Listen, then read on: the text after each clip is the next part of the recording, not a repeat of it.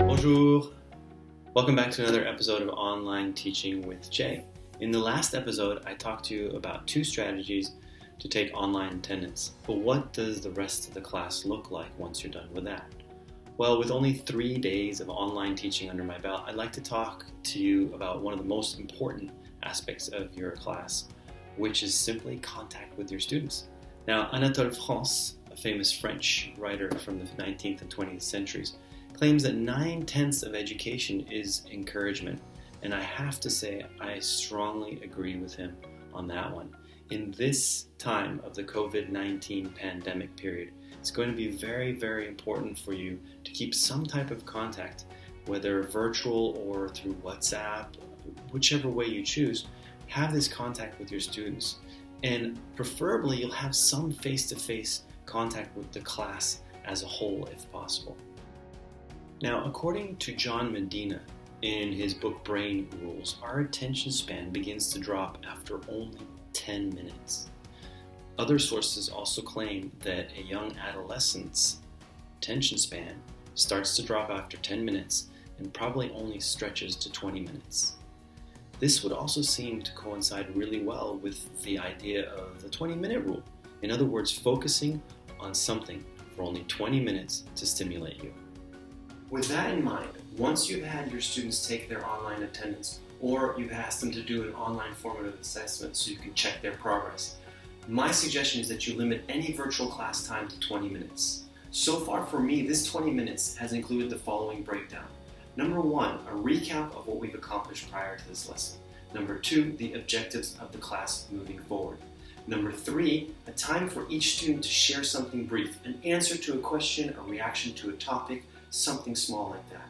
4, further instructions for the day's online activities, since students, we all know it, they cannot hear instructions or read instructions enough times.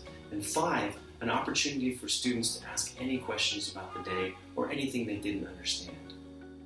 So how do you make this happen? Well, my suggestion is that you use the program called Zoom. And in the link above right here, there's a great video by Seti de Klerk, who explains how to set up and use Zoom on your computer as a way of live teaching from home or from a remote environment. Now, what does that mean, though, if your school's asking you to do synchronous learning? Or in other words, they're asking you to mirror the program that they have at school at home with the same exact schedule. Well, depending on the time allotted to your online class period, you could shorten the 20 minutes to give the time for students to log back into their Google Classroom or other online learning management system and complete the rest of their online work.